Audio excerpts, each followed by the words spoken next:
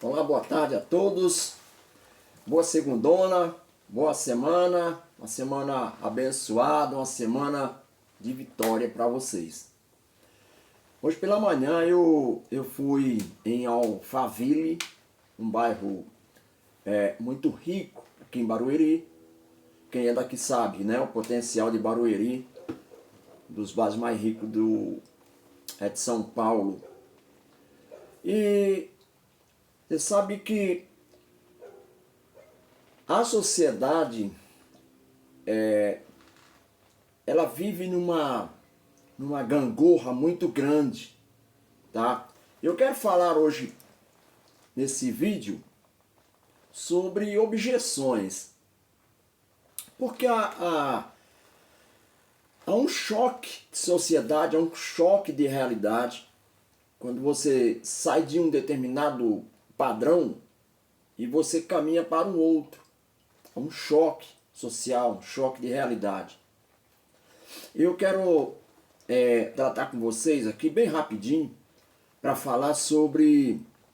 eu vou tomar um texto bíblico, mas não quero falar da religião, quero falar da sociedade. Aqui em 32 de Gênesis diz que Jacó, por ordem, né, por determinação de Deus, ele sai de volta para sua terra, e lá no meio ele vai ter um encontro com seu irmão Esaú. E ali a história conta que em determinado momento da vida dos dois houve um rompimento, tá? E ali eles travaram ali praticamente uma grande briga, não chegaram a se encontrar assim fisicamente, mas havia uma intriga muito grande. E ele foge e vai para a região lá da Mesopotâmia, vai viver lá um pouco de tempo lá.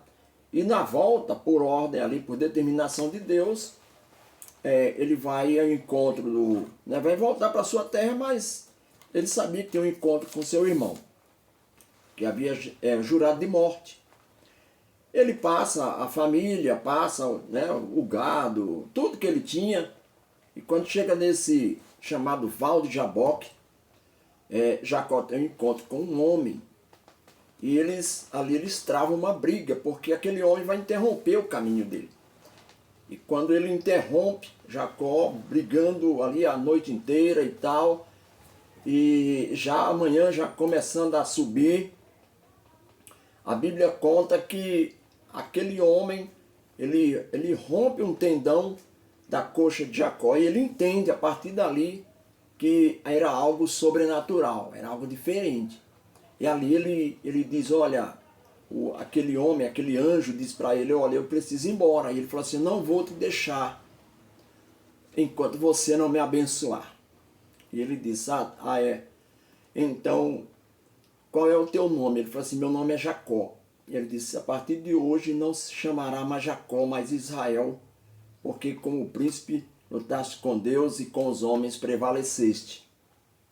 Essa história é muito linda, impactante, porque ela muda a trajetória todinha de Jacó. E aí eu pensando sobre objeções, as objeções na nossa vida, ela nasce logo no primeiro momento da vida. Você já ouviu falar aquela frase tão famosa que diz assim, o não a gente já tem, já ouviu? E realmente é isso. O não a gente já tem. Qual é o não? O não são os muros, são as objeções, o não são os dilemas, o não são os questionamentos. Tudo isso faz parte do não. E a gente tem que ultrapassar o não da vida, as coisas que se levantam, tá? Senão a gente não vence. E isso é diário, essa situação ela é diária. E eu quero dizer para você que isso impacta a nossa vida num todo, na arte, na cultura, as nossas vontades, os nossos desejos, as nossas crenças, né? E enfim, o nosso cotidiano. Tudo isso muda. E uma das coisas mais difíceis que existe no ser humano é largar a mão das nossas vontades, os nossos desejos, né? Largar a mão das nossas crenças, das nossas religiões em si, né? Que não é só religião, mas aquilo que está impregnado na nossa vida de uma forma assim, latente, difícil de largar, muito difícil, porque vai impactar a nossa vida e impacta a dos outros também. Toda mudança, ela não tem aí uma definição, né? A gente às vezes não sabe nem o resultado da mudança. Eu quero falar hoje sobre objeções. E uma das coisas muito interessantes que a gente vai meditando, eu quero que você medite comigo, é que a vida é cheia de perguntas sem resposta. A vida é muito fora de lógica, entendeu? E uma delas é a seguinte: os eventos da vida, as mudanças, a falta de controle. Nem tudo a gente tem controle e pode segurar na mão, não é? Olha, e isso vai causando na nossa vida ansiedade, na vida de todo mundo. Uma delas, sabe qual é? A injustiça. Quando você sai de um determinado lugar e entra no outro, você fala, cara, que vida injusta é essa? Né? E aí, você passa para observar uma coisa. Aonde a retidão, aonde o certo dá tudo certo, aonde a equidade está dentro do que é certo, vai dar um resultado certo. Aonde paira essa corrupção, eu falo uma corrupção humana, tá? Aonde a corrupção humana, ela parece que está acima do bem das pessoas. É incrível. Nós estamos mergulhados aí numa corrupção, né? Nós estamos em 2025 e em pleno turbilhão do INSS, que já acontecia isso há muitos anos. Aí você fala, poxa, mas tem cara andando aí de Ferrari, de helicóptero, né? Tirando dos coitados, do pessoal que tem menos recursos. Mas o cara não está nem aí. Ou seja, a corrupção, ela parece que ultrapassa a linha de toda bondade. Né? As limitações, nossas limitações, é outra coisa interessante, que nem sempre é possível driblar. Sabe? Por exemplo, você pega o pessoal ali no vício das drogas, Cracolândia, né? Vício do álcool, vício de tantas coisas mais, né? Não é só isso, tantas coisas mais, que são esses costumes que a gente tem, que a gente tenta driblar ou tenta jogar para lá, né? Tenta esquecer, tenta vencer. Tem muita gente que não consegue. E aí, essas situações de vício, de coisas que não consegue viver, não consegue vencer na realidade, né? Muito ruim.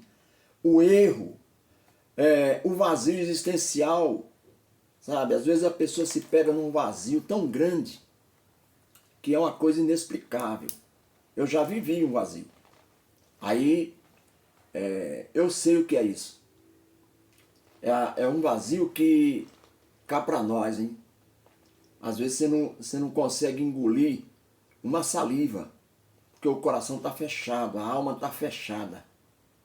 Eu quero dizer para você aqui, eu venci isso a partir do momento que eu entreguei minha vida para Jesus. Foi assim que aconteceu. Mas eu quero dizer para você, o vazio existencial, ele é algo inexplicável, parece um buraco, parece como diz, né, por aí, é um abismo sem chão, terrível. E aí eu quero te dizer uma coisa, que o vazio existencial, ele vem às vezes através da idade, eles vêm através da falta de hormônios, ele vem através de uma falta de um Deus que ele não conhece. Tudo isso causa um vazio, sabe? Nesse vazio mora a falta de objetividade da vida. E nessa objetividade da vida vai entrar uma outra situação, que é a situação de morte. Você fala, poxa, trabalho, construo, ganho dinheiro, ganho recurso, compro, vendo, viajo e tal. Mas chega um momento que todo mundo é obrigado a ir, né? Para um lugar que ninguém quer, mas vai, né? Vai se deparar com a morte, com a inexistência. Aí surge uma outra pergunta, até dentro do campo da filosofia. Quem que pode resolver? Quem que pode nos trazer uma resposta? E qual é essa resposta? Qual é essa pergunta na realidade, né? A pergunta é essa. O que será depois? E depois dessa vida? Como é que é isso? Aí é que está o problema. Porque ninguém sabe. A única coisa que a gente sabe é que Jesus disse que na ressurreição estaríamos com ele. Pronto, final, acabou. Certo? Agora tem uma outra coisa dentro dessas objeções que a gente não vai entender. Que são as injustiças. A essas injustiças dentro da vida surge também uma inexistência, um buraco existencial, vazio, que é aonde que o bem prevalece contra o mal. Por exemplo, vamos aqui, a pessoa, que eu estou falando o caso que aconteceu recentemente, a pessoa pega um carro embriagado, que acontece quase todo final de semana, principalmente em São Paulo, nas grandes cidades. A pessoa pega um carro, ele está embriagado, ele droga, e ele vai para a avenida. Ele pega um trabalhador, uma pessoa que está na rua, ele atropela. Ele pega um pai de família que está voltando para casa, e aí ele atropela, o cara está voltando de um trabalho e tudo, e mata. Muda todo o ciclo da família. E aí, você vai querer um pouco de justiça. Mas se o país é mergulhado na injustiça, como é que fica? Não fica. Parece que o meu vídeo aqui é apenas um comentário, mas é uma realidade que a gente vive. Sabe? Então, o bom, que às vezes você fala, poxa, o bom deveria prevalecer. Deveria estar conosco. Mas entre o bom e o mal, parece que o mal que convive tem hora que ele está por cima. E nem sempre a justiça que a gente quer prevalece, porque a injustiça se sobressai. A outra coisa que a gente procura entender e nunca vai saber sobre objeções, como é que vai fazer? Porque Jacó, ele quis... Ele foi ordenado, não, Deus deu orientação, Deus falou com ele, volta para a sua terra e tal, e ele volta. E ele encontra no meio do caminho um cara, que ele só vai saber que é um anjo depois que o cara toca a hora que toca o nervo da coxa. Porque ele é desse momento que ele entende que é um anjo. Ele entende que é um anjo, por quê? Porque se fosse um homem físico, o cara fisicamente ia tocar na carne, exteriormente, ia sair sangue, ia ferir e tudo mais. Mas o anjo tocou lá dentro no nervo. Então, ele entendeu que algo estava diferente. Entendeu? Agora, mas por que Deus mandou e no meio do caminho colocou um anjo lá para brigar com ele? Sabe para quê? Para que houvesse uma mudança. Aí você pergunta, mas Antônio, é necessário então morrer tanta gente? Como eu vi ontem no Domingo Espetacular, na Record, falando sobre o judeu, sobre o aniversário, né, daquele holocausto que aconteceu lá na Polônia e alguns lugares ali, fazendo aniversário, né, e o pessoal depositando flores, e a orquestra lá em Nova York cantando e tal. Alguns sobreviventes. E aí ontem mesmo eu conversando com minha esposa, como eu estou conversando com você aqui, eu iniciei um papo e não terminei. Eu iniciei um papo para dizer o seguinte, eu ia perguntando, mas depois eu parei. Sabe por que eu parei? Porque é uma pergunta que não vai ter resposta, não tem lógica. Que a pergunta que eu ia fazer, vou fazer para você. O judeu é um povo de Deus, certo? E aí, esse povo de Deus, né, por aquela circunstância da vinda de Jesus e tal, crucificaram, não aceitaram porque Jesus era contra um sistema religioso. Jesus não era contra César, Jesus era contra o sistema religioso. Quem era contra César era Barrabás, mas ele era a favor do sistema. Então ele era para ser crucificado por Roma, porque ele era contra Roma, mas ele era a favor do sistema judaico, sistema religioso. Jesus era o contrário, Jesus era a favor favor de Roma dentro de um campo de justiça. Você dá a César o que é de César, mas dá a Deus o que é de Deus. Mas ele batia de frente com o sistema religioso. Pronto, foi condenado. Aquele povo disse o seguinte: olha, caia sobre nós e sobre a nossa geração o sangue desse justo. Mas se você chegar a dizer, olha, não, Hitler matou mais de 6 milhões e tal, porque esse povo pediu a condenação. Aí você para um pouquinho e fala assim, poxa vida, como é que Deus sabe de tudo isso, vai matar 6 milhões de inocentes? Não era só adulto, tinha criança, tinha adolescente, tinha tudo. Eles iam morrer, sabe por quê? Porque eram judeus, só por isso. E estava determinado. E essas mortes aconteceram dia após dia, ano após ano, e foi assim. Aí você fica olhando assim, você fala, meu Deus, por que né? Por que deixou acontecer? Sabe? Por exemplo, você pega um avião, como é esse que aconteceu da Air France, né, uns anos atrás aí, que ia de São Paulo aqui do Rio, não, Rio de Janeiro para Paris, e no meio do oceano caiu o avião. Mas, e aí? Morreu ali mais de 200 pessoas, crianças, adolescentes, mulheres e tal, então, gente trabalhadora. Então a vida ela não tem lógica, entendeu?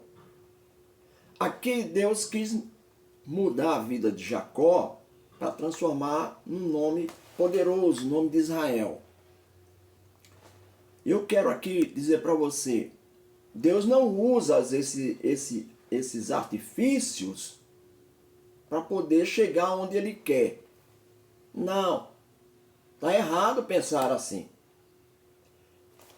A situação que foi acontecida, Ele transforma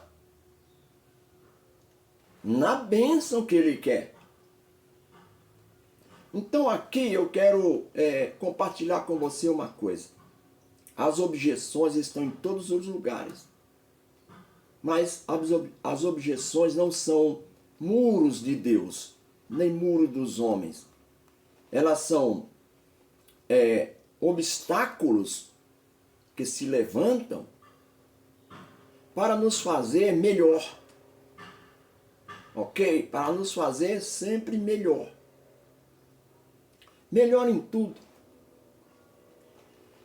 Pessoa disciplinada, uma pessoa que seja determinada, uma pessoa que tenha um alvo, pessoa que tenha um propósito, que tenha um objetivo. E são objeções que se levantam e a gente se transforma no melhor. Ok? Foi para isso que Deus nos levantou. E é para isso que existem as coisas. Se existiu algum desastre, alguma situação inusitada, algo que veio explodir sua vida, causar um buraco sem fim, eu quero te dizer que de todo esse caos existencial, você pode se superar, você pode, em Deus. Paulo disse assim, posso todas as coisas naquele que me fortalece. Não use esse jargão, use esse exemplo. Eu posso todas as coisas em quem? em Cristo que me fortalece. E é essa a mensagem, embora extensa, mas é uma mensagem importante para você. As objeções não é para dar o braço a torcer e, olha, sou derrotado, estou destruído, nada dá certo para mim. Não, dá certo. Seja resistente, seja resiliente, mantenha tudo com educação, né? Embora tem hora que a gente precisa, às vezes, até sair fora um pouco do eixo, mas não necessariamente, tá? Mas quero deixar um conselho para você. Quando surgir os obstáculos, as situações adversas, saiba de uma coisa: transforme o limão numa limonada, como dizem por aí, tá bom? E que Deus seja o caminho certo para você. Salmo 29 está escrito assim que a voz do Senhor supera as águas. Nada mais é poderoso do que uma água, né? Pensa no tsunami, leva tudo, né? A Bíblia diz que a voz do Senhor, ela ultrapassa, ela supera, sabe? Então Deus tem sempre coisas melhores. Ele vai fazer tudo de bom acontecer. Mas saiba de uma coisa: depende de mim e de você, tá bom? Fica na paz aí, Deus abençoe sua vida, sua casa, sua família.